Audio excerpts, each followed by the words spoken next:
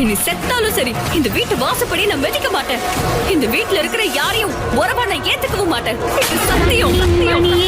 எபிசோடில் பார்த்தீங்கன்னா சக்தியை கொலை பண்ணினது ராஜாங்கம் தானே. ராஜாங்கத்தை அரெஸ்ட் பண்ணிட்டு போயிடுறாங்க. அதனால் ராஜாங்கத்தோட அமைச்சர் பதவியும் போயிடுச்சு. ராஜாங்கத்தை ஜெயிலில் போட்டு பயங்கரமாக அடிச்சுக்கிட்டு இருக்காங்க. அதை பார்த்துட்டு நம்ம சேது ரொம்பவே கோவப்படுறாங்க.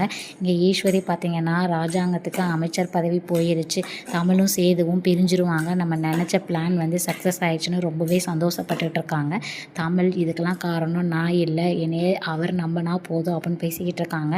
வீட்டுக்கு வந்தோடனே தமிழ்கிட்ட இதுக்கெல்லாம் காரணம் நீ தான், முதல்ல இந்த வீட்டை விட்டு நீ வெளியில் போ அப்படிங்கிறாங்க. அதுக்கு தமிழ் சேதுக்கிட்ட ஐயா போதும் சாமி, 6 மாதத்துக்கு ஒரு தடவை நான் நல்லவன்னு நிரூபிக்க தேவையில்லை, உன் உறவை இன்னையோடு நான் முறிச்சுக்கிறேன், இனிமேல் இந்த வீட்டு பக்கமே வரமாட்டேன், உறவை நான் இன்னையோட முடிச்சுக்கிறேன் அப்படின்னு ஒரு குடம் தண்ணியை தூக்கி தலையில் ஊற்றிடுறாங்க.